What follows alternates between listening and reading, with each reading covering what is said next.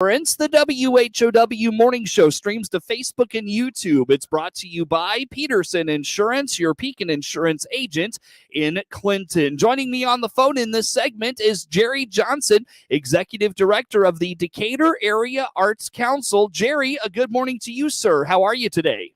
I'm doing great. How are you? Doing well. Thanks for asking. Thanks so much for taking time with us as always. We do appreciate that. And you and I were catching up, Jerry. An interesting event coming up this Saturday, I guess I should say, in Decatur. It's a one-man play. Talk about this with us. What's going on here? Yeah, on Saturday, April 9th, 2 p.m. and 7 p.m., two different performances at Richland Community College's Schilling Auditorium. We are helping promote and present a play called Vincent. It's a one-man show about Vincent van Gogh. It's about his life, his passion, his torment, all those things, because we all know Vincent van Gogh had kind of a rough time, but the one person that was always there for him was his brother. So this show is a one-man show where the actor plays both Vincent van Gogh and his brother Theo van Gogh, telling the story based on letters that Vincent and Theo wrote back and forth for many years. There were over 500 letters that they shared. Now, you were telling me, Jerry, that this is a gentleman from California that's done this. Is it this performance or a similar type performance before? Yes, he's performed the show a couple other times prior to bringing it here to Decatur.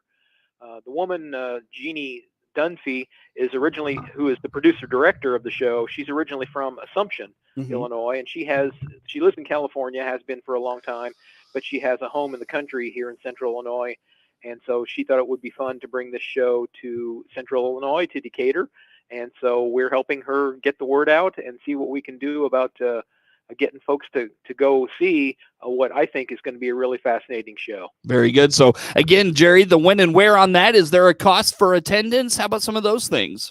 It's $16 per person. It's going to be at Richland Community College's Schilling Auditorium, April 9th, 2 p.m. performance and a 7 p.m. performance. And you can get tickets at decaturarts.org online or buy them at the door. We also have, just for fun, a raffle for a matted and framed copy of Don McLean's song Vincent. I don't know if you're familiar with that old song, Starry, Starry Night. Beautiful little song about Vincent van Gogh. And when you buy a ticket, you can also buy a raffle ticket to try and win that framed record to hang on your wall as a reminder of of Vincent van Gogh and your experience here. Very good. So be a part of that. Did I miss anything with that event, Jerry, you want to put out there for us? No, I think that about covers it. Like I said, it's a thoughtful drama that one actor playing both roles based on a collection of letters. And the show was originally created by Leonard Nimoy of Star Trek fame about 40 years ago. And so that's where it came from. And it's just really an interesting show. So I encourage folks who are kind of fascinated like me by Vincent van Gogh to attend the 2 p.m., 7 p.m. Get your tickets at decaturarts.org. Interesting stuff. So check that out. Be a part of that. Jerry, I know, excuse me, the first Friday has passed, but we always like to highlight the gallery walk and, of course, the opening of a new gallery exhibit. So highlight this for us this month. Well, this month, the month of April, we have an exhibit in our gallery called the Jane Mueller Collection. Jane Mueller, one of the Mueller family, she's the great-granddaughter of Hieronymus Mueller, who founded the Mueller Company here in Decatur. And she was an avid art collector, world traveler, you name it. She did lots of different things. And she had this vast collection of art that she had gathered over her lifetime. When she passed away in 2009, she bequeathed that to the Hieronymus Mueller Museum Foundation. They've had that in storage for about a decade, and they contacted us and said, we think that we should share this with the world, and the Arts Council should be a beneficiary of putting it out there. So they offered to let us choose from the collection after they had already selected the pieces that they wanted to keep in the museum, so that we could put on an exhibit and sell the artwork to benefit the Arts Council. So that's exactly what we're doing here in the month of April. Sure. So what are some of the pieces of art that have caught your attention, Jerry, as you've made your way through that gallery a few times now? Well, it's pretty eclectic. There are paint, watercolors, oils, acrylics, landscapes. She was a big fan of horses. She was an equestrian, so that there are pictures of animals, chickens and cows and horses, and she just had, like I said, quite an eclectic taste. So there's all kinds of things here to purchase. Many of them have already been purchased. We had a great gallery opening on Friday, and so you can actually go to our website, decaturarts.org, and go to our gallery tab and download a document where you can see the different pictures to check them out in advance before you come to the gallery and see if there isn't something there that's still for sale that you might want to buy. Mm-hmm. How do folks find that link, Jerry? Just go to decaturarts.org and click on the tab that says Gallery, and then Ann Mueller collection, and they'll take you right there. Sure.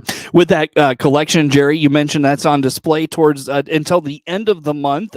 Just for folks that have never, maybe paid a visit to the Decatur Area Arts Council and visited the Ann Lloyd Gallery, how does it work? Is it one of those things where you just walk in and it's, kind of walk through at your own pace and, take it in at your own pace? Or, how does something like this work for folks that have never been before? Yeah, our gallery, the Ann Lloyd Gallery in downtown Decatur, has always been free and open to the public since the building was renovated 15 years ago. You can just come down 125 North Water Street, just off Central Park in downtown Decatur, and come on in. The door will beep to let us know that somebody just walked in. It's not an alarm. Some people are often a little surprised by that.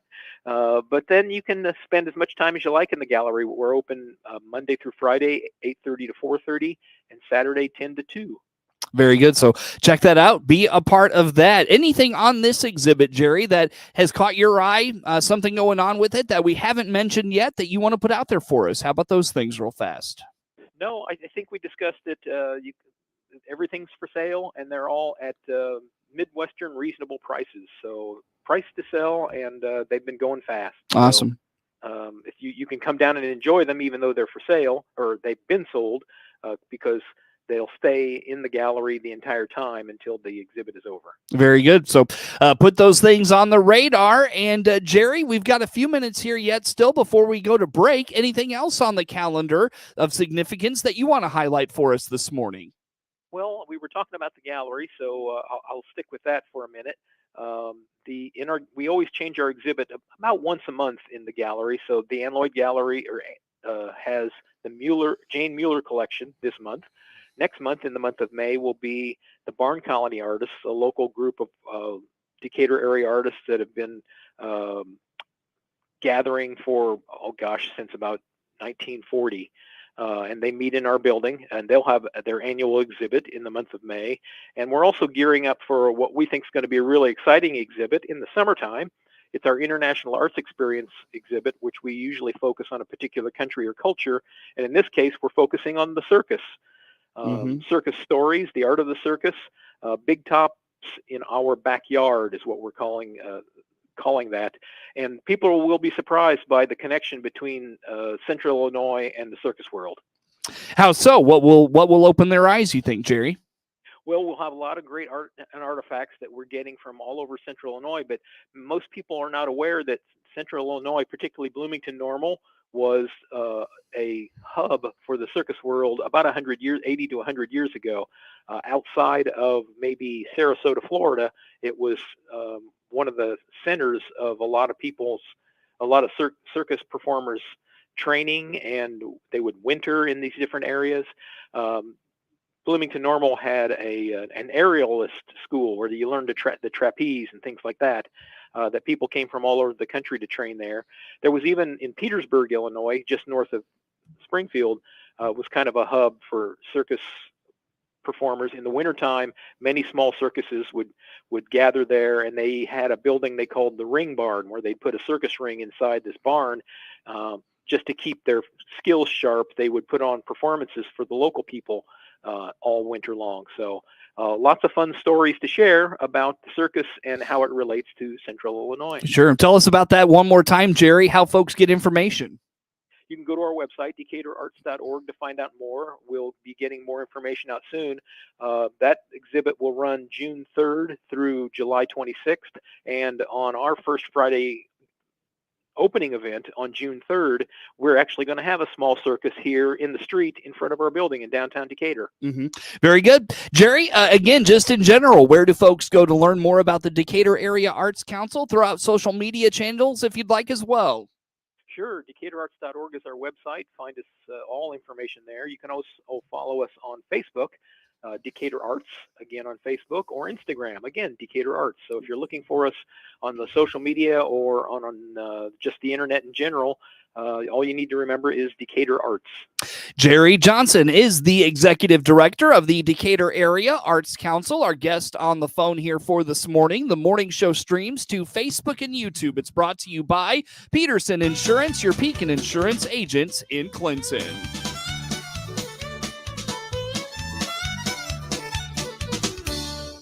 Connected.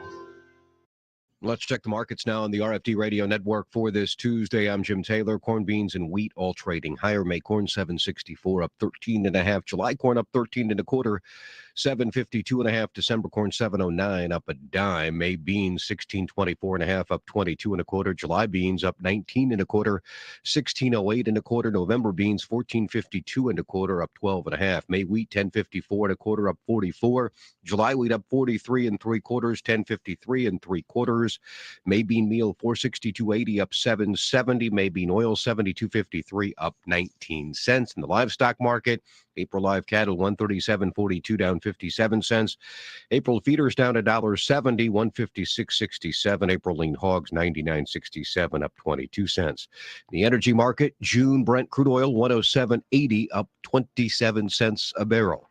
Look at the markets on this Tuesday morning. Jim Taylor, RFD. MR Systems Wireless has an immediate opening. They're looking for a full-time internet installer to perform the initial setup of wireless internet and voice over IP services, as well as troubleshoot and repair wireless and phone services for customers. You'll be responsible for the basic installation and maintenance of wireless equipment. No experience necessary. Includes health benefits, mileage reimbursed. Starting pay is $15 an hour. Find out more and apply by going to mrsystemswireless.com, then clicking About, then Employment. Equal Opportunity Employer. CEO Paul Skowron here from Warner Hospital and Health Services in Clinton. Preventative health care protects you from infections, whether COVID, the flu, or other respiratory ailments. Schedule your appointment now by clicking our icon at DeWittDailyNews.com. When it comes to fire and water restoration, ServPro of Piatt, DeWitt counties can make your emergency or disaster like it never even happened. Find out all the services they provide by clicking their icon at DeWittDailyNews.com. This is The Morning Show on 92.3 FM in DeWitt County, WHOW. Once again, a good morning. Thanks again for being with us. I'm your host today, Seth Lawrence. The WHOW Morning Show streams to Facebook and YouTube. It's brought to you by Peterson Insurance, your Pekin Insurance agent in Clinton. Jerry Johnson, Executive Director of the Decatur Area Arts Council, is my guest on the phone this morning. And Jerry, sticking with the calendar of events and things happening, some spring classes and even summer activities we're highlighting this morning. What's on the radar for you as we look ahead a little bit further? Right. We have lots of classes still in the spring. We have a beginning drawing series, which actually starts tomorrow. So if you want to sign up, do it now. It takes place over on Tuesdays at 4 p.m. over the course of several weeks, and it's a great way to hone your skills and update your drawing ability. We have a polymer jewelry class coming up in May, along with a scarf painting class in May. Just a lot of great things. And then again, check our website, DecaturArts.org, if you're looking for things for your kids to do in the summer. We have 4 camps and mini camps. We have an Art of the Circus camp that goes along with our circus exhibit that'll be taking place in our gallery. We have an Art with the Masters Renaissance Edition, which connects with a great display that's going to be taking place in the Civic Center, Decatur Civic Center on Michelangelo. That'll be in July, along with a macrame mini class and then a polymer clay mini camp as well. So 4 different camps for kids coming up in the summer, and then a whole variety of Saturday family classes and Thursday night adult classes in the summertime. What do you hope to, in terms of the kids aspect of this, Jerry? What's kind of your end goal in terms of getting kids involved in the summer and getting them, being a part of some of these things? Well, we like to offer classes and camps that allow children to gain more confidence in their skills. Actually, that's a bigger problem for adults than it is for kids, but we want people to realize that it's not something that they can't learn. Art can be a little daunting for those who don't think they have the skill set, but you can add those skills to your and tools to your toolbox simply by a little instruction and a little practice. So that's one of the things we like to do, and also exposing kids to the past, the art before them. So that's why Art with the Masters is so important. We offer that every semester, a variation of different famous artists and their creations and their techniques. So learning things about how famous artists did what they do, and then helping kids learn that they can do something that they feel good about and they think is of quality as well. Very good. Again, Jerry, where do folks learn about all those classes and upcoming programs? Best way to find out about the Arts Council is to go to our website, decaturarts.org. Jerry, you mentioned to me in the break that May 1, you've got a deadline coming up for grants for area, not businesses, but area programs. Talk to me a little bit about what this is all about. Yeah, the Decatur Area Arts Council for the past almost 50 years has had a program where we offer modest grants to not-for-profit organizations in our service area that are offering up programs and projects that have an arts focused. Our service area is all of Macon County, Assumption, Clinton, Moweaqua, Pana, and Taylorville. The grants range between $200 and $1,200. So if you or your organization, a municipal agency like a town or a school or a church or a college or an arts organization of any kind is working on a project or a program that has an arts focus, could be performing arts, could be visual arts, and you feel you could benefit from a little financial support, you can go to our website and click on the link that says grants, read about that, download the application and the guidelines, and submit a request for a grant. Our next deadline is May 1st. Very good. Jerry, when it comes to grants, do you do more than just support the nonprofits in the other nonprofits in the area? If I remember right, don't you get into the classrooms a little bit and some of those things? Well, schools officially are not-for-profit as well. Oh, okay. Gotcha. So we support organizations like schools, arts organizations. Some universities even have requested grants from us, community organizations, even a municipal organization like a town, a small town that has a project they're working on that they think they could benefit from some financial support to get their project done. I see. Can apply. I see. Very good. Where does the grant funding come from the Arts Council? Well, we get a grant from the Illinois Arts Council agency, which gets the lion's share of its money for this particular program from the National Endowment for the Arts.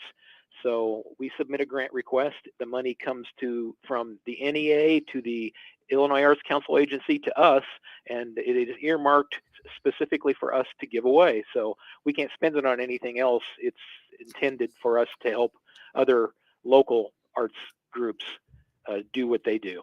Well, and I'm sure a lot like, you talked about the purpose of the kids classes and getting them involved and furthering their skills and discovering and having confidence in those. I venture a guess that's also part of, the process for the grants and the funding there is to further the arts and, help people discover the talents they have in that area.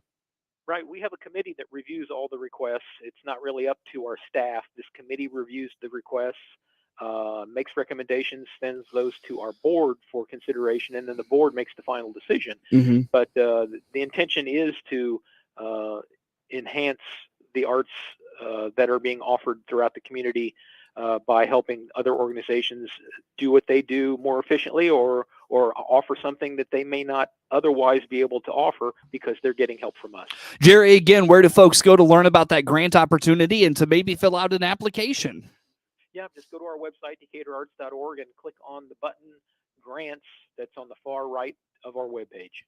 Jerry Johnson, Executive Director of the Decatur Area Arts Council, is our guest on the phone for this morning. Jerry, always good to talk to you, sir. If you don't mind, throw out how folks follow along with you on social media. You can go to our website, DecaturArts.org. Go to Facebook, Decatur Arts. Go to Instagram, Decatur Arts.